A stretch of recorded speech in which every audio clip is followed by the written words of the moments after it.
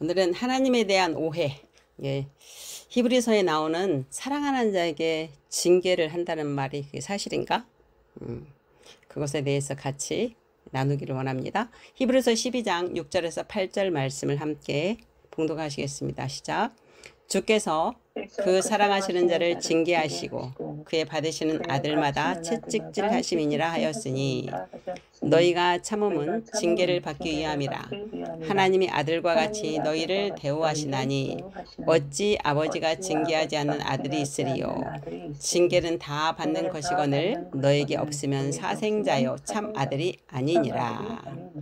이 말씀을 읽으면 하나님이 우리를 깨닫게 하기 위해서 자식들을 채찍질해서 가르치는 것처럼 그렇게 하시는 것처럼 느껴져요.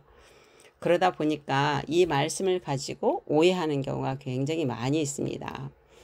그래서 하나님은 우리를 사랑하시기 때문에 징계하시고 고난도 주시고 질병도 주셔서 우리를 깨닫게 하시고 하나님 앞에 돌아올 수 있도록 그렇게 하신 것이다. 그래서 그게 축복이다. 이렇게 말하는 사람들이 의외로 많이 있어요.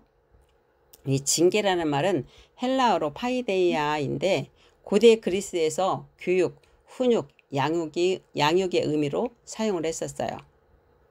그렇지만 부정적 의미로는 사용되지 않았습니다. 네, 성경에서는 하나님의 사랑을 기반으로 당신의 자녀들이 그리스도의 장성한 분량까지 자라도록 인도하신다라는 의미예요. 그러니까 사도 바울이 나는 심었고 아볼로는 물을 주었고 오직 자라게 하시는 분은 하나님이시라 라고 말씀하셨던 것처럼 바로 그것을 말하는 거예요. 하나님의 본질 본성이 뭐죠? 사랑입니다. 사랑. 하나님은 절대 선이십니다. 하나님은 악을 만드시지도 않았고 또 어둠을 만들지도 않았어요. 선의 부재가 악이고 빛의 부재가 어둠이에요. 그리고 하나님은 전능하시고 창조주이시고 그리고 신실하시며 공의로우신 분이시죠. 하나님의 속성을 안다면 그 하나님이 사랑이신데 우리를 어떻게 징계를 할까요? 그러면 우리의 고난과 하나님의 징계를 우리는 어떻게 받아들이고 어떻게 생각해야 할지 함께 나누어 봅시다. 사역을 하다 보면 그렇게 하나님을 오해하는 경우를 참 많이 만나게 돼요. 얼마 전에 유튜브에서 이런 제목을 봤어요. 남편에게 암이 왔던 것은 하나님의 축복이었다. 이런 제목이 있었어요. 제가 황당했어요. 어떻게 암이 걸린 것을 축복이라고 말할 수 있을까? 그죠? 그리고 작년에 어떤 분을 소개를 받아서 대장암 환자 소개를 받아서 기도를 해주는데 그분이 그렇게 하나님이 자기한테 그랬다고 막 원망하고 이러는 것을 제가 듣게 됐어요. 이렇게 많은 사람들이 하나님을 오해하는 경우가 굉장히 많습니다. 근데 성경에서도 고난이 축복이다라는 말이 있잖아요. 그러다 보니까 마치 그 고난과 암이 축복이라고 생각하는 사람이 있다라는 거죠. 그런데 그 말은 고난 자체가 축복이라는 말이 아니에요. 암 자체가 축복이라는 말이 아닙니다. 질병 자체가 축복이라는 말이 아니고 그 질병과 고난을 겪으면서 처음에는 자기 문제 해결하기 위해서 왜 하나님 나한테 이런 일이 있습니까 하고 막 그렇게 자기를 위해서 자신의 문제점을만 가지고 기도를 하게 되지만 그렇게 기도를 하다 보면 하나님께서 주시는 마음들을 이제 알게 되죠. 그죠? 점점점 알게 되면서 내가 그렇게 살지 못했었구나. 이것이 이런 뜻이었구나 하고 감사함을 느끼게 되고 결국은 마음의 평강이 오면서 내가 하나님과 더 깊은 관계에 들어가고 신앙이 성장하는 것을 그 자체를 그 성장하는 걸 그걸 축복이라고 하는 것이지 이 고난 때문에 고난 자체가 축복이라는 것이 아닌 거예요. 그래서 빌립보서 4장 4절에 7절을 보면 아무것도 염려하지 말고 다만 모든 일에 기도와 간구로 그랬잖아요. 처음에는 염려하면서 기도를 하겠죠. 근데 기도하다 보면 성령님이 나를 통치하시기 때문에 이제는 감사가 나오게 돼요. 너희 구할 것을 감사함으로 하나님께 하리라. 그래야만 모든 지각에 뛰어난 하나님의 평강이 그리스도 예수 안에서 너희 마음과 생각을 지키시리라. 결국은 하나님이 나한테 평강을 주시고 완전히 통치하기 시작하면서 그렇게 되면 내 생각과 그 마음이 하나님 마음과 일치되면서 그래서 성장해 가는 거잖아요, 우리가. 예. 그렇다면 우리 고난과 아픔, 고통은 무엇 때문일까요? 자, 이런 질문들은 다 한번 해봤을 거예요. 내가 힘들고 고통스러울 때 왜 나한테 이런 일이 일어날까? 내가 뭘 잘못했나? 또 이렇게 저 같은 경우에는 감사하게도 하나님한테 막 대들거나 항변하거나 하나님을 탓하거나 해본 적은 없어요. 내가 정말 힘들 때 내 잘못이 뭔가를 굉장히 많이 물어봤던 것 같아요. 너무 답답하니까. 그런데 또 다른 어떤 사람들은 막 하나님 왜 나한테 이러냐고 이렇게 항변하는 사람들로 의외로 많이 봐요. 그리고 이게 새롭게 하셔서 이런 간증을 보다 보면 그런 분들이 의외로 많더라고요. 그리고 그런 거를 축복이라고 생각하는 사람들도 그렇게 고백하는 사람들도 많고, 특히 중증 질병에 걸렸을 때 하는 일이나 자기 사업에 막 엉망이 되었을 때, 실패했을 때, 돈을 막 몽땅 잃어버렸을 때, 자녀가 썩일 때 이런 의문이 들 수밖에 없어요. 나는 잘 살았다고 했거든요. 그런데 이런 일이 갑자기 생겨. 그러면 막 그게 멘붕이 오면서 이런 의문들이 막 생기겠죠. 그래서 이제 하나님께 막 그렇게 하면서 기도를 들어가려고 해도 이미 그런 문제에 딱 잡히고 나면 기도도 안 되고, 그리고 말씀도 보려고 해도 말씀도 이해도 안 나고, 설교를 들을 때도 멍하지는 거죠. 그 말씀이 들어오지 않죠. 예. 이때 정말 혼란스럽습니다. 그래서 자신이 잘못한 것들을 생각나는 대로 회개도 해보고 또 막 기도도 해보고 막 오만 애를 써도 사실은 더 혼란스럽고 더 생각이 안 돼요. 그럴 때는 사실은 아무것도 딱 내려놓는 것이 순데 사람은 그게 잘 안 되죠. 그러다 보니 사람들한테 들은 소리가 있어요. 하나님의 사랑하시는 자를 징계한다. 고난을 통해서 우리를 연단하신다. 모든 것이 하나님의 뜻이다. 이런 이야기들을 참 많이 들었어요. 예, 저도 그랬고, 저도 듣고 한때는 했었고, 예.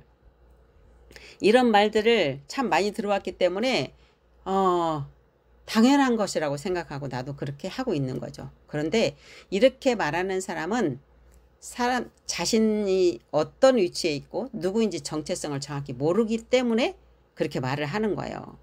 우리가 새로운 피조물이 되었다는 것을 정확히 모르기 때문이에요. 히브리서에 하나님의 사랑하시는 자를 징계하신다고 했으니 성경적으로 그거 맞는 거 아니야? 성경이 그러잖아 라고 말할 수 있어요. 그러나 하나님의 본성이 무엇입니까? 바로 사랑이에요. 자, 우리 집사님이 자녀를 사랑하지. 자녀를 사랑하는데 그 자녀가 질병에 걸려서라도 너 깨달아. 이렇게 하겠어요? 그렇게 않잖아요. 인간의 사랑도 자식한테 그렇게 하지 않아요. 이게 왜곡된 사랑은 그럴 수 있어요. 가끔가다 그 이상한 사람들이 있기는 하지만 부모의 진짜 사랑이라면 자식들한테 그렇게 못하거든요. 하물며 하나님은 사랑 자체세요. 우리 인간은 그냥 사랑을 하지만 하나님은 사랑 자체세요. 그 사랑이 절대 나쁜 일을 할 수가 없는 거죠. 자녀들을 나쁜 거를 주고 싶지 않아요. 그래서 좋은 것만 주는 거예요. 좋은 것은 하나님으로부터 온 것이고 마귀는 나쁜 것이 온 거예요. 나쁜 것은 마귀로부터 오는 거예요. 그렇다면 예수님께서 공생의 생활 때 어떻게 했는가를 보시면 하나님의 성품을 알 수 있어요. 예수님은 하나님이시잖아요. 자, 공생의 동안 사복음서에서 예수님께서 어떻게 하셨어요? 질병을 주어서 깨닫게 하셨습니까? 사람들을 고통스럽게 고난을 주면서 깨닫게 하셨습니까? 아니에요. 오히려 질병을 치유하셨고 죽은 자를 살리셨고 묶여있는 고통스러운 사람을 자유케 했고 마귀를 쫓아내고 이런 일을 하셨잖아요. 그래서 하나님 나라는 이런 곳이야 라고 보여주셨잖아요. 그래서 그들을 복음 안에 들어오게 만들었잖아요. 그러면 예수님은 하나님이시기 때문에 하나님이 그런 분이라는 걸 우리가 볼 수 있어요. 예수님을 통해서. 그죠? 네. 하나님은 절대 우리에게 나쁜 걸 주시지 않아요. 자, 그렇다면 우리가 고난받는 이유는 무엇일까요? 그게 우리의 자유의지에 의해서 달려있는 거예요. 내 자유의지에 의해서 내가 선택한 결과예요. 우리는 하나님으로부터 나서 예수 그리스도 안에서 있는 새로운 피조물이잖아요. 하나님의 생명이 있잖아요, 우리 안에. 그래서 그 새롭게 된 영적 존재는 죄를 지을 수 없는 존재예요. 그럼에도 불구하고 영만 새롭게 되고 혼과 몸이 새롭게 되지 않았기 때문에 현실적으로는 죄를 지을 수 있는 의인이잖아요. 그죠? 우리 새롭게 된 영적 존재는 그 자체의 죄성 자체가 없어졌어요. 아예 없어요. 그런데 지금도 죄인이라고 하는 사람들이 참 많이 있는 것을 봐요. 안타깝죠. 로마서 6장 14절에 보면 죄가 너희를 주장하지 못하리니 그랬어요. 왜요? 우리가 그리스도 안에 있기 때문에 죄가 우리를 주장할 수 없어요. 죄성 자체가 없어졌습니다. 이는 너희가 법 아래 있지 아니하고 은혜 아래 있음이라. 그것은 나의 잘한 것이 아니라 하나님의 은혜로 너는 의인이야 라고 선포해 법정적으로 탁탕탕 치면서 너는 의인이야. 죄가 없어 라고 말씀하신 거예요. 그러니까 당연히 죄가 우리를 주장할 수가 없습니다. 우리 하나님의 영광을 나타내는 존재로 새롭게 태어났어요. 우리는. 그를 위해서 예수님이 십자가를 지시고 모든 죄와 우리의 모든 연약함과 질병과 아픔을 다 짊어지시고 대신 죽으시고 그리고 부활하신 거예요. 그래서 예수님이 거룩하면 우리도 거룩한 거고 예수님이 온전하면 우리도 온전한 자입니다. 죄를 지을 수 없는 자이기 때문에. 그럼에도 불구하고 아까 말씀드렸죠. 혼과 몸이 거듭나지 않았기 때문에 우리의 잠재의식에 있는 생각과 감정이 불쑥불쑥 올라올 때마다 자신이 그걸 선택하여서 살게 되면 세상신의 유혹을 받을 수 있고 죄를 지을 수 있어요. 그렇다 할지라도 우리는 온전한 자이기 때문에 살아가는 동안에 우리 혼과 몸을 계속 온전하게 하기 위해서 이 삶을 훈련해야 돼요. 혼의 구원을 이루어 가야 되는 것이죠. 또한 다른 말로 하면 성화되어 가는 과정이죠. 이 혼이 계속 변화가 돼야 돼요. 혼이 그리스도 안으로 들어가야 되는데 생각, 감정을 선택하지 말라 이 말이잖아요. 그것이 바로 하나님의 영광을 드러내는 삶이에요. 하나님이 주신 그 모든 복과 하나님의 지혜와 능력을 나타내는 것이 우리가 성화되어가는 삶을 사는 것, 혼의 구원을 이루어가는 것이라고 말할 수 있어요. 내가 부족하기 때문에, 내가 거룩하지 못하기 때문에, 내가 온전하지 못하기 때문에 더 의인이 되려고, 더 거룩하려고 노력하는 존재가 아니에요. 이미 그리스도 안에서 온전한 자가 되었다는 것을 알고 그리스도 의식으로 사는 것이 굉장히 중요합니다. 나는 24시간 그리스도 안에서 성령님에 의해서 살고 있다는 것을 확실히 내가 의식하면서 말씀으로 말하는 거예요. 근데 이것을 모를 때는요. 하나님께서 사랑하시는 자에게 징계를 하셔서 하나님께 돌아오라고 그렇게 하신다는 말을 믿게 되고 그렇게 생각을 하게 돼요. 그런데 이 복음을 계속 가르쳐도 어느 순간 과거에 배웠던 것이 쑥 나오는 걸 볼 수 있어요. 양육하다 보면. 절대 하나님 우리한테 나쁜 걸 주시지 않습니다. 하나님께서는 직접적으로 우리에게 질병, 고난을 주셔서 영적으로 깨달아서 너 성숙해져 이렇게 하시는 분이 아니에요. 자, 하와를 보세요. 우리한테 자유의지를 줬다라는 게 뭐냐면 하나님을 선택할 수도 있고 마귀를 선택할 수도 있어요. 하나님을 버릴 수도 있다란 말이에요. 그런 선택권을 주셨어요. 자유의지를. 그만큼 하나님은 우리를 인격적으로 대하시고 서로 사랑하기를 원하신 거예요. 만약에 하나님 혼자 이래라 저래라 하나님 말대로 따른다면 어떻게 자녀하고 사랑을 나눌까요? 일방적인 사랑이라는 게 없는 거잖아요.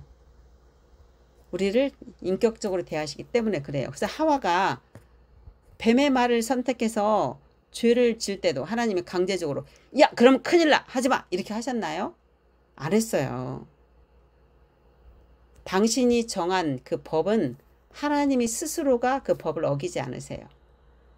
허용하시는 거예요. 허용하시는 거. 본인이 선택하면 선택한 대로 허용하시고 그가 돌아오기를 기다리시는 거죠. 하나님은. 어떤 하나님이냐면 우리 구약에서 읽어보면은요. 구약은 출애굽기 32장을 보니까 자 모세가 시내산에 올라가서 40일 동안 하나님의 율법을 받느라고 있잖아요. 그러니까 밑에서 이스라엘 백성들이 모세가 안 나타나. 하루 기다리고 이틀 기다리고 열흘 기다리고 안 와. 그러니까 우리를 위한 신을 만들어 달라 이래가지고 금송아지를 만들잖아요.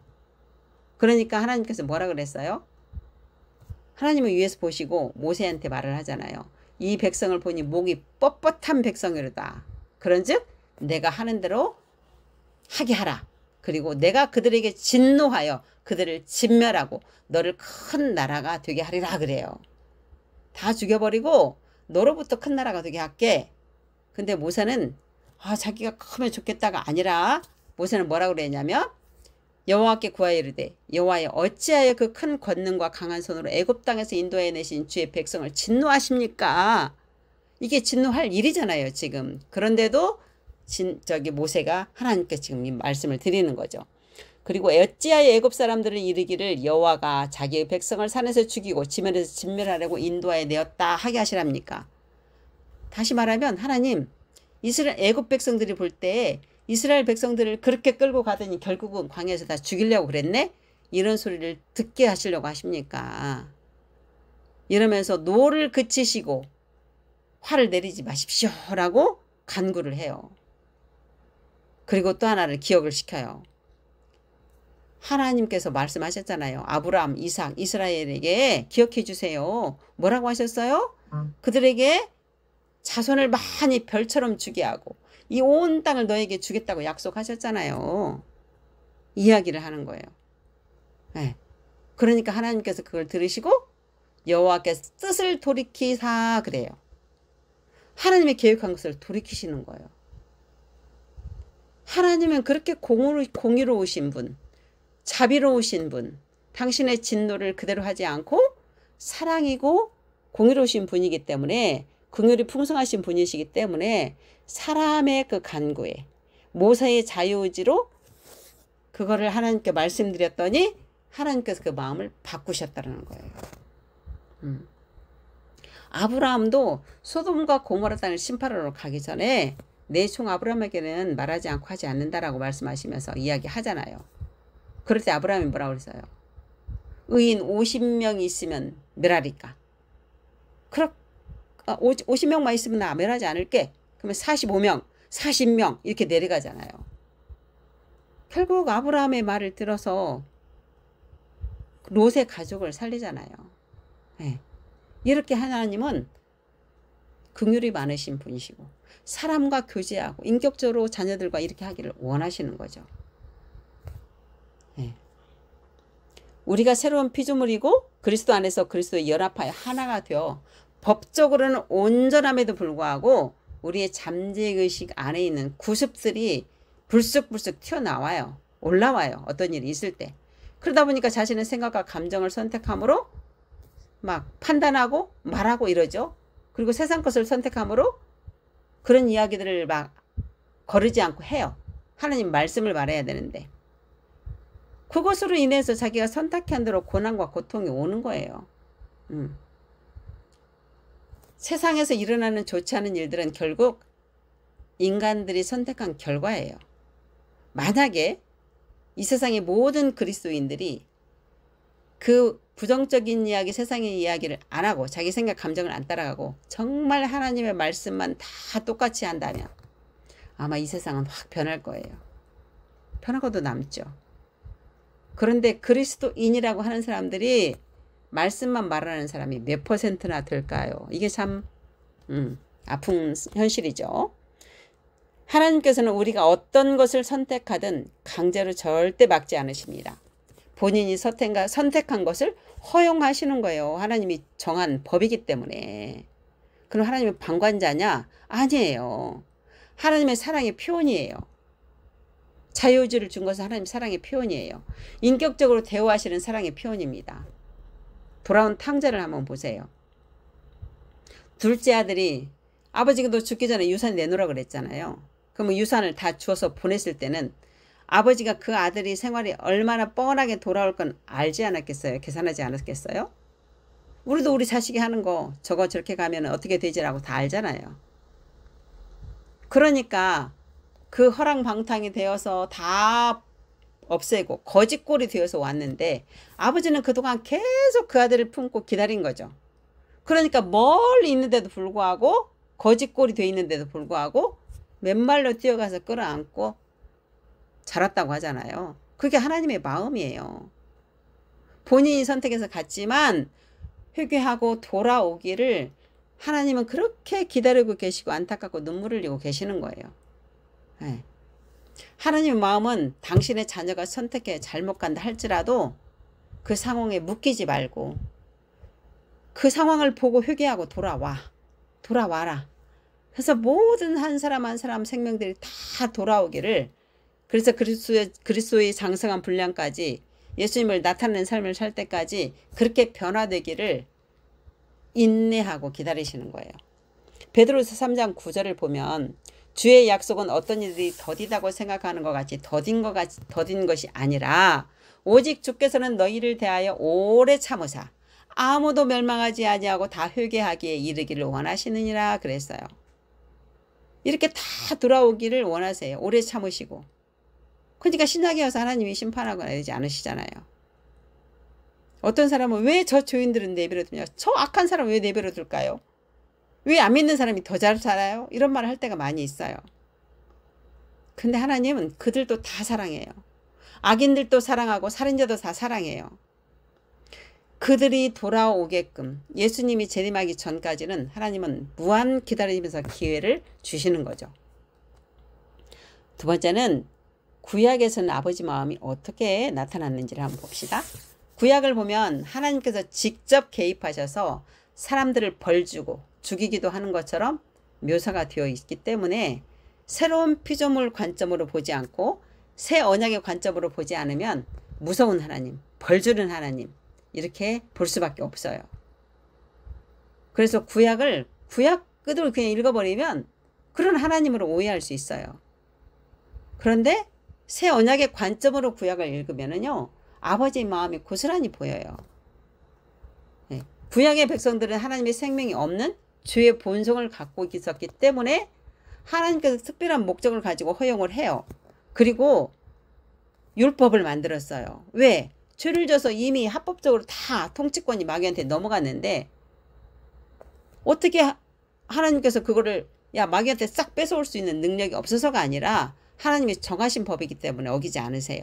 그렇다면 아브라함을 선택하고 이스라엘을 선택해서 그들을 보호하고 죄가 무엇인지를 알게 하고 하나님 마음을 알게 하기 위해서 율법을 주시는 거잖아요. 그게 아버지의 마음이에요. 그들을 그냥 하기 위해서, 보호하기 위해서. 응? 그래서 허용하는 것과 징계하는 것과는 완전히 다르죠. 출애굽기 9장 12절을 보면 그러나 여호와께서 바로 마음을 완강하게 하셨으므로 그랬어요. 강팍하게 했다는 얘기잖아요. 그들의 말을 듣지 아니하였으니 여호와께서 모세에게 말씀하신 것 같더라. 그래서 이 말씀을 보면 하나님께서 바로의 마음을 완강하게 한 것처럼 보여요.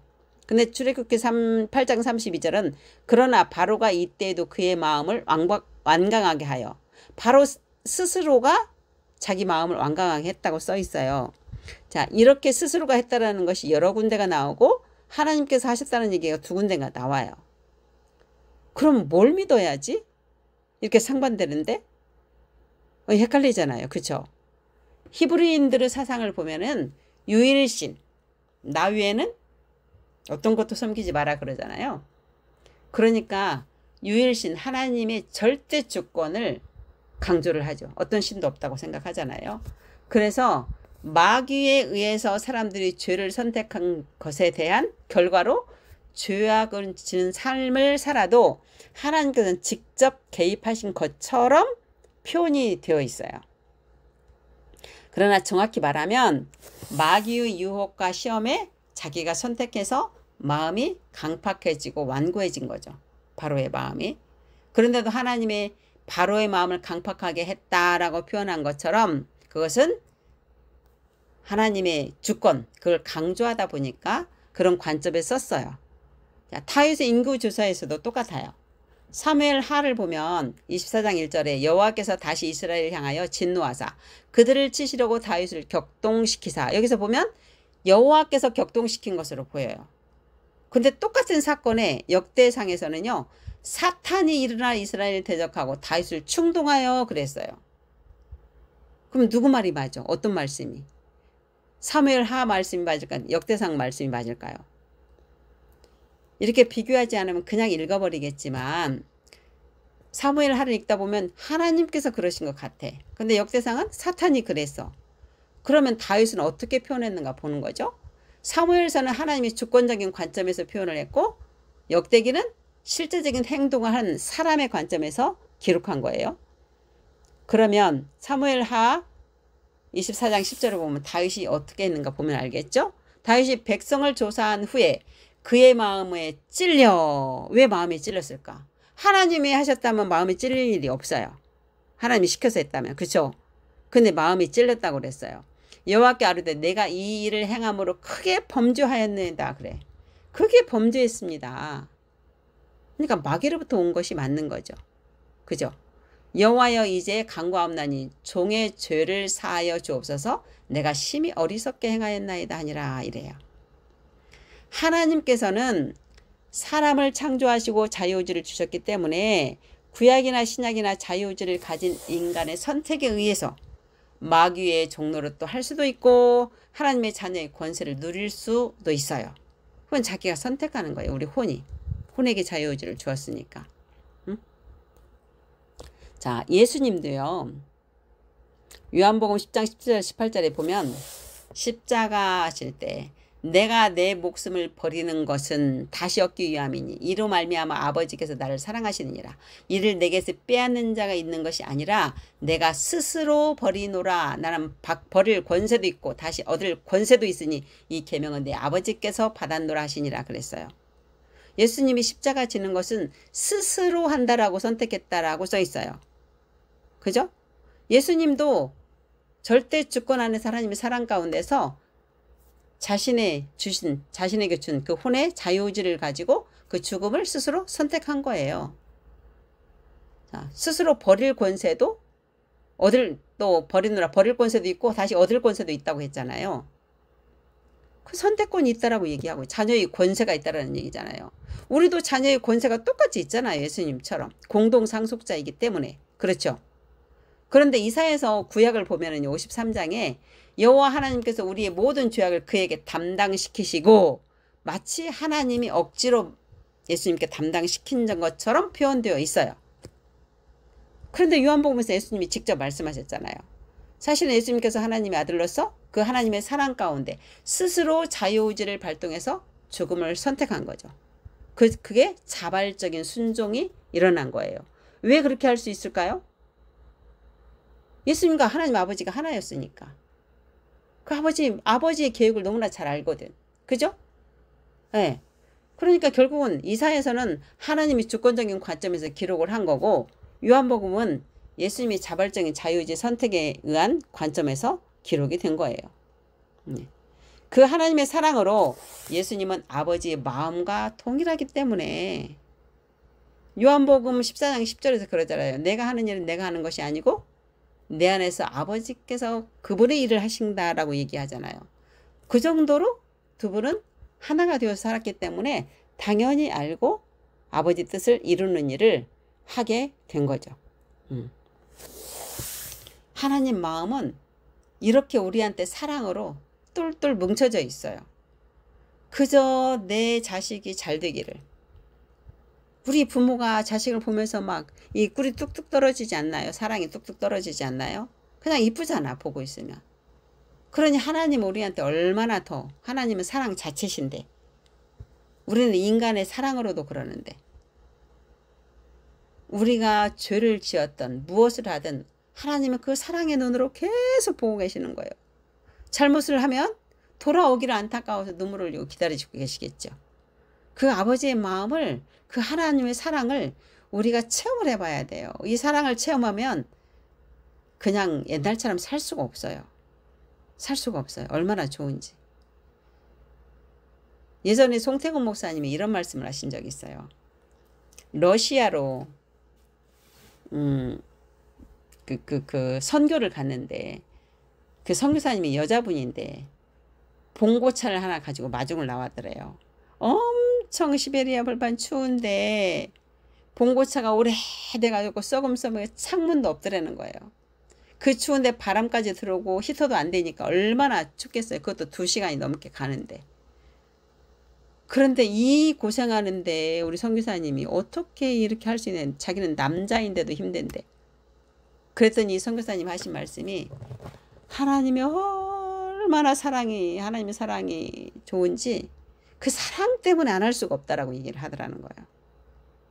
그러니까 그 사랑을 체험하고 나면 우리는 변화될 수밖에 없어요. 변화될 수밖에 없어요. 그 하나님의 사랑을 체험하기 위해서 성령님의 통치를 간구하셔야 돼요. 네. 사랑하는 하늘 가족 여러분, 오늘 말씀의 결론을 내리자면 하나님께서는 우리를 징계하지 않으십니다. 징계한다는 것은 틀린 말입니다. 질병과 고난 등 그 어떠한 나쁜 것도 우리에게 주시지 않으십니다. 우리의 고난은 우리 혼의 자유의지에 의해서 자신이 선택한 결과입니다. 그렇다면 좋지 않은 일, 고난이 온다면 빨리 돌아서서 그리스도 안에서 들어가서 바라보셔야 돼요. 그리고 내가 잘못한 거 있다면 빨리 회개해버리고 그리스도 안에 들어가야죠. 그래 없어지죠. 그죠? 하나님은 당신의 자녀가 선택한 것이 무엇이든 강제하지 않으시고 허용하십니다. 그 자녀가 현상에 묶이지 않고 돌아오기를 기다리십니다. 하나님을 오해하지 마십시오. 하나님은 사랑이십니다. 하나님은 선하십니다. 이제 우리의 자유의지를 통해서 마귀의 것을 선택하는 것이 아니라 말씀을 선택함으로 그리스도 안에서 주님이 주신 모든 복을 누리며 하나님께 영광을 올려드리는 여러분이 되기를 예수님의 이름으로 축복합니다.